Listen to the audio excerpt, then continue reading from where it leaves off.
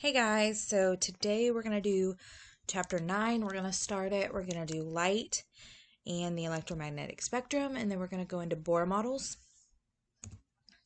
So all of this came about around the World Wars, in the early 1900s. Okay, so we'll just keep going through that.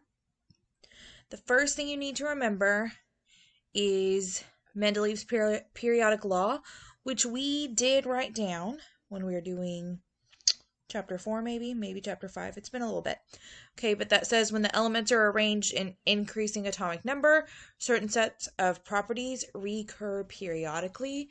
These are like valence electrons, and valence electrons are really responsible for those reoccurrences. And that's what this chapter is about, how the valence electrons are reacting with other valence electrons and how it makes them react together with one another, other elements. So in this chapter, we will talk about the Bohr model, and then we will also talk about quantum mechanical model, but we're going to talk about that in part 2. So Bohr, Schrödinger, Albert Einstein, all of those people helped develop the quantum mechanics that we'll talk about in part 2. The first thing we need to talk about, though, is light. So light is a form of electromagnetic radiation, and light has properties of both waves and particles. It's not that they act as one or another. It's called wave-particle duality. There are just certain aspects of each of light that acts as either a wave or a particle. So we know waves. This is like water waves. We know sound waves. This is kind of how those look. You should have seen waves in middle school, but we're going to revisit them. So wavelength is denoted, so its symbol is this. It's kind of like an upside down backwards Y. It's called lambda. Okay, it's kind of wavy. That's how you know it goes with wavelength. And wavelength is measured in meters. You do need to know that. I know it's not on this slide. Measured in meters or nanometers. And remember in chapter 2, I told you we would come back and visit nanometer. So this is the chapter where nanometers is used. And a wavelength is just the distance between two adjacent crests of a wave or two adjacent troughs of a wave. If you want to draw the wave, you're more than welcome to. Just pause it. Otherwise, we're going to keep going. As far as colors go, so the colors of the spectrum, which you do need to know the orders of the rainbow. I believe we did already talk about them, but the order is Roy G. Biv, red, orange, yellow, green, blue, indigo, violet. So normally we just write down the first letter of each color. Okay, red light. Red light has the longest visible wavelength, or the longest wavelength in a visible light. And violet light is the shortest wavelength. And then you definitely need to write this down right here.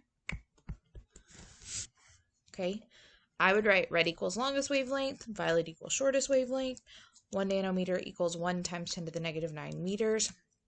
We will use that in calculations. So there's our order, Roy G. Biv. Again, you do need to know that. You need to know red is longest, violet is shortest. All right, next is frequency. Frequency is not denoted with an F, like its symbol is not F, it's a V, but it's kind of a curvy V. In this font, it's not that, but it is called nu. That is a Greek letter, a lowercase Greek letter that we use for frequency. Frequency is the number of cycles that pass through a stationary point at 1 second. So these are measured in, and you absolutely need to write this down, 1 over seconds, so 1, seconds to the negative 1, or hertz. You may have heard of hertz before. Many things that we communicate with, telephones, Bluetooth, radio, TVs, hearing aids, all of those are measured in hertz. Okay, so you should have heard that word before. And then wavelength and frequency are inversely related. So sometimes you'll see it written like this. Okay, 1 over means it's inverse to the other side. That little alpha symbol or a Jesus fish looking symbol instead of an equal sign, that means proportional to, so they're inversely proportional. When one goes up, the other goes down.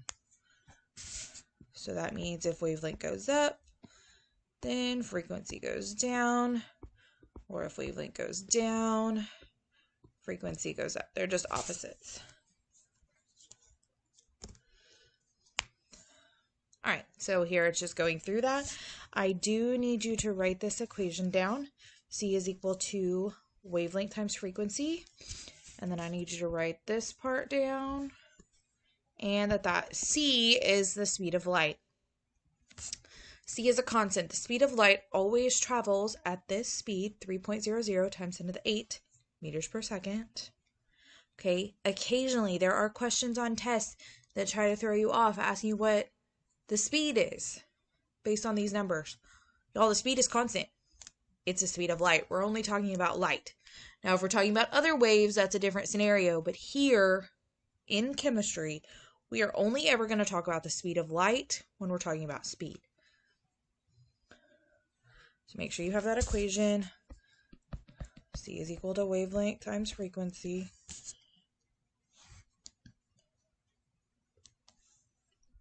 We will be using this equation. All right, so what do you know? Here it is. Calculate the wavelength in nanometers of red light emitted by a barcode scanner that has a frequency of 4.62 times 10 to the 14 seconds to the negative 1. All right, so here is our equation. C is equal to wavelength times frequency. Remember, C is the constant, 3.00 times 10 to the 8 meters per second. Y'all, when we rearrange this equation, C will always go on top of the other variable. That's just how the equation is rearranged. So let me pull up my calculator. All right, so in this equation, C is 3.00 times 10 to the 8 meters per second over the frequency, which is 4.62 times 10 to the 14 seconds to the negative 1. Y'all, seconds to the negative 1 is the same as 1 over seconds. So the seconds in this case cancels. So we're left with meters. Don't forget to use your EE button. If you need a reminder with that, let me know and I will help you. Remember, you push the second to the negative, or sorry, second and then the button above 7. Just the normal one. If you do not use the EE button, that means you are stuck using parentheses on the bottom.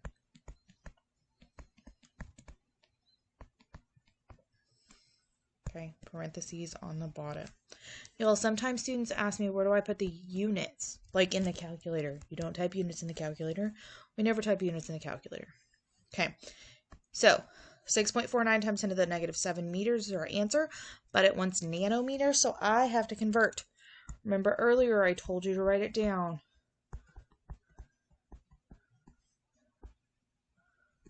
I told you to write down that 1 times 10 to the negative 9 meters is 1 nanometer. So we do our little conversion. I'm going to divide this by 10 to the negative 9.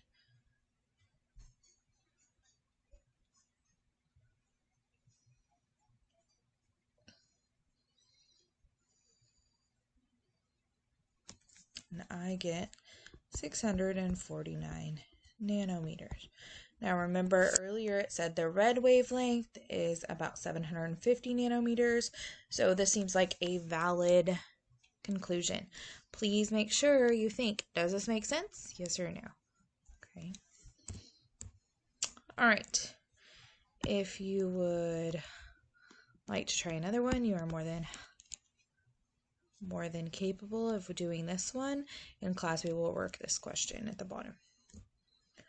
All right, so light can also be, that was when light acts as a wave. Light can also act as particles, like I said before. A particle of light is called a photon. Okay, and remember the shorter wavelength is violet for the visible spectrum. And energy and wavelength are also inverse. So energy is denoted by an E. So that is inversely proportional to 1 over wavelength. So that means if energy goes up, wavelength goes down, and vice versa. Energy goes down, wavelength goes up. Okay, so violet light has the shortest wavelengths and the most energy. And red light has the longest wavelength and the shortest energy.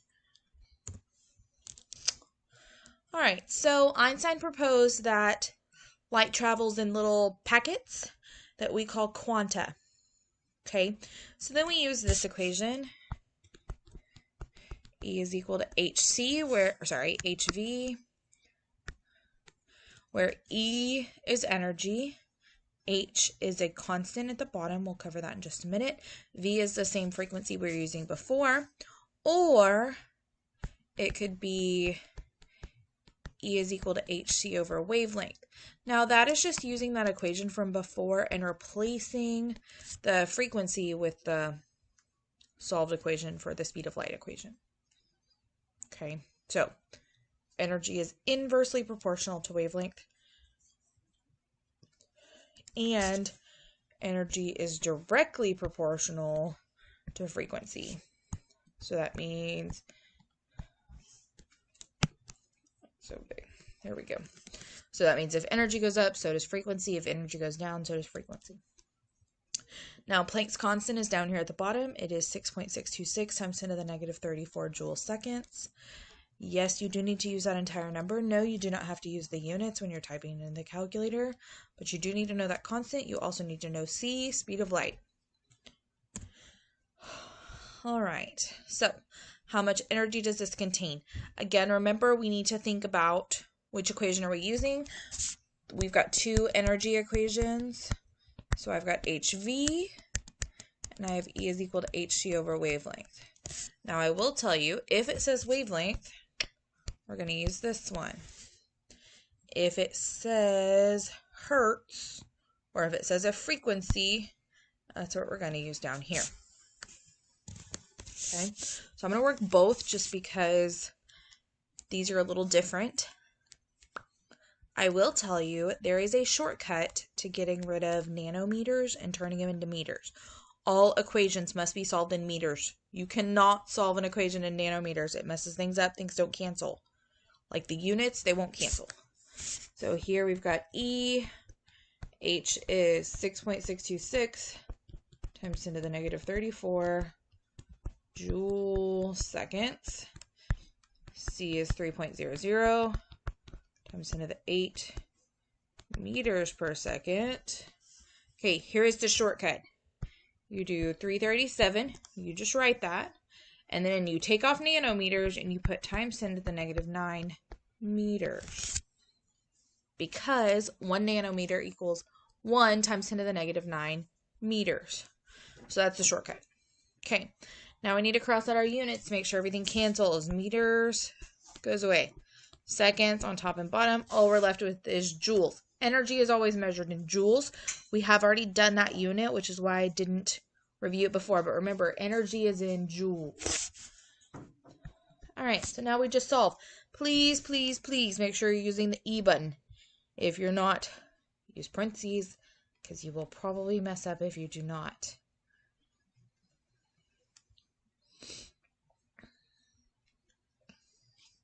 All right, I get 5.90 times 10 to the negative 19.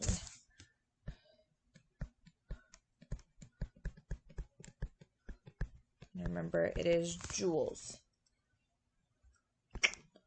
So, that's our answer. Oh, All right, guess it's not going to tell us the answer. On the next one, again, we're using that top first equation, E is equal to HV. So E is equal to 6.626 times 10 to the negative 34 joule seconds. Again, I did tell you in the first chapter, we covered chapter 2, that we will not be memorizing mega, which is why I gave you this number here. So that's what we're going to use. 107.1 times 10 to the 6 hertz. Also remember, hertz cancels with seconds. So here we're just multiplying. We do no dividing. Still though, make sure you use the EE button. Y'all, and megahertz is what we measure radio in. So this is saying this is 107.1 on the radio station. And I get 7.10 times 10 to the negative 26. Oh, 4 sig figs. 7.096.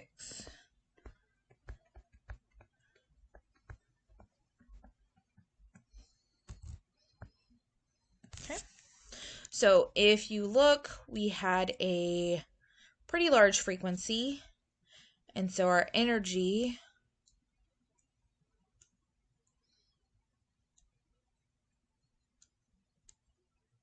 was comparable. All right, so to summarize electromagnetic radiation, this is just the calculation part. Please remember the speed of light. That's super important. You need to remember your calculation or your equations and your proportionality, whether they're directly proportional or inversely proportional. So frequency and energy are are inverse. And wavelength and energy are also inverse, but frequency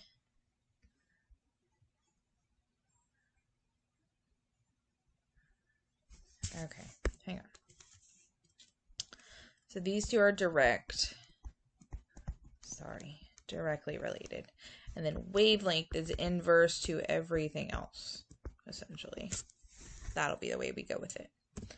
All right, so then we have the electromagnetic spectrum, and you can see where things lie. If you look, visible light is not directly in the middle, but that little tiny section is the part that we see. Everything else we cannot see. We do have tools and instruments that allow us to see those, like X-ray machines can allow us to see X-ray. And y'all, in space, we have telescopes that read in X-rays. Okay, UV light, we don't really have things that we think about reading in UV light, but you should know ultraviolet light is what gives us skin cancer, sunburns, things like that.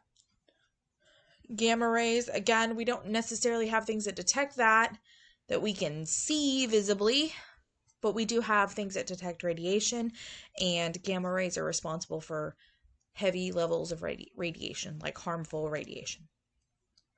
Okay, so everything on this picture to the right of visible light is dangerous. Everything else is not. So to the left, we are not dangerous. Infrared, we're talking about heat vision, night vision, things like that, thermal radiation. Okay, microwaves, y'all, microwaves are not dangerous. The average microwave is about 1 centimeter big. Y'all, centimeters don't fit in our skin. That's why they're not harmful. Radio waves, that is all forms of communication are radio waves. They can be as big as very tall buildings, 10 to the 5. So we're talking, what is that, 100,000? So very large waves. All right, so shortest wavelengths are gamma rays. You do need to know the order. So if you need to pause here, please make sure you denote the order, which one is shortest, which one is longest, all of that.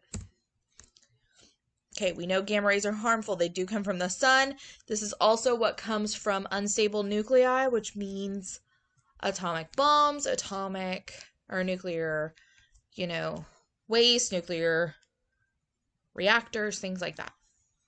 Okay, if you're exposed to gamma rays, you will either have so much radiation poisoning that you die, or it will definitely damage your biological molecules of all living things, and it will either mutate them, generally causing you to have cancer, or again, you'll die because it's just mutated too much. Okay, next, coming down, we're going from lowest wavelength to highest. Again, lowest wavelength means very high energy. Okay, X-rays are next. Again, we know X-rays are used in the medical field. They allow us to see dense objects like bones, internal organs, things like that.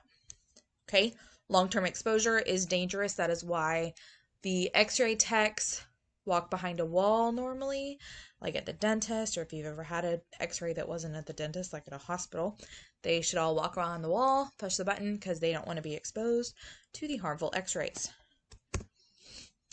UV light or ultraviolet, that produces sunburn, suntans, and most often causes skin cancer. Okay, damages biological molecules.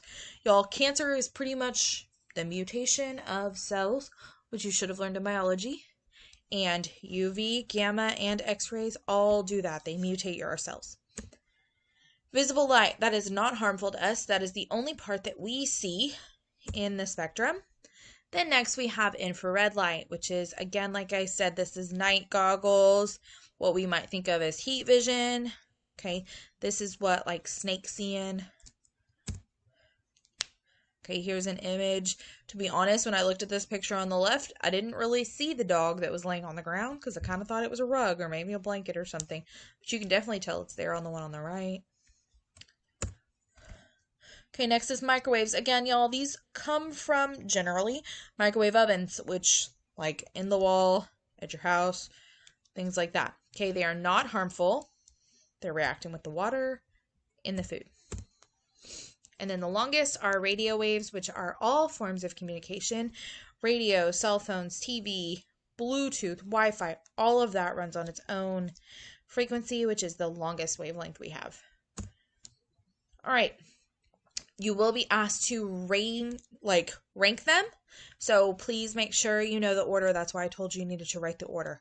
So it wants us to do increasing, which is smallest to largest. Okay. If you have a question on that on the test, please ask, because I don't want you to miss it for vocabulary that's like normal English vocabulary. Okay, so for wavelength, the shortest wavelength is the most harmful, which is X-rays. Then visible light is almost always in the middle if you're given 3, but not necessarily. Just remember that's not harmful, but it's kind of in the middle. Okay, and then microwaves are the least harmful.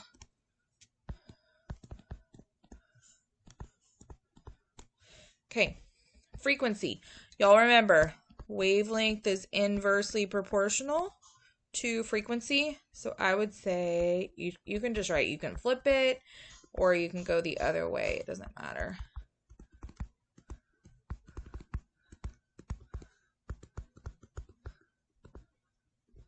Okay, C is energy. Energy is directly related to frequency.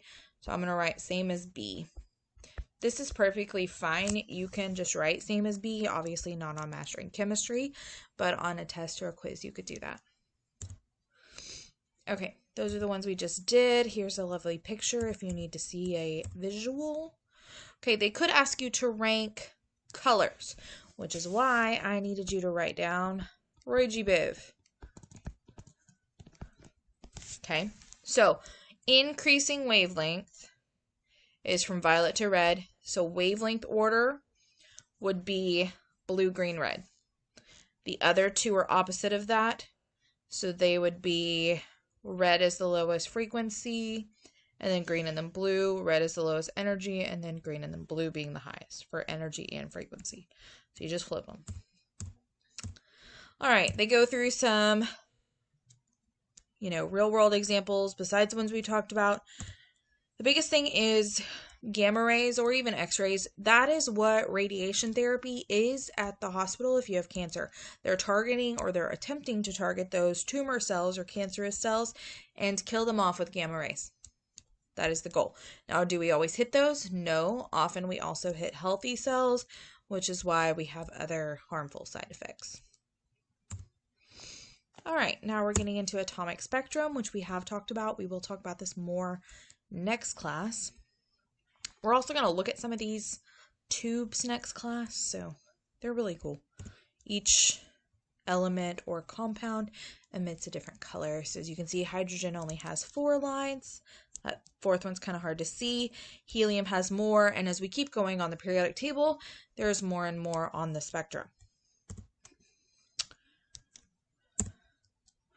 Okay, this is a Bohr model. Y'all should remember Bohr models from middle school. I know it's been a little bit, but in 8th grade, you should have talked about Bohr models. Okay, this N where they have N. Y'all, this is just the ring. All it's saying is energy level 1, energy level 2, energy level 3. Those are called orbits. Okay, they kind of think of like the planetary system. And in middle school, you did them like that, as orbits. Okay, when electrons get energy from either light, heat, some kind of power source, they jump up and we call them excited. So you can see it here.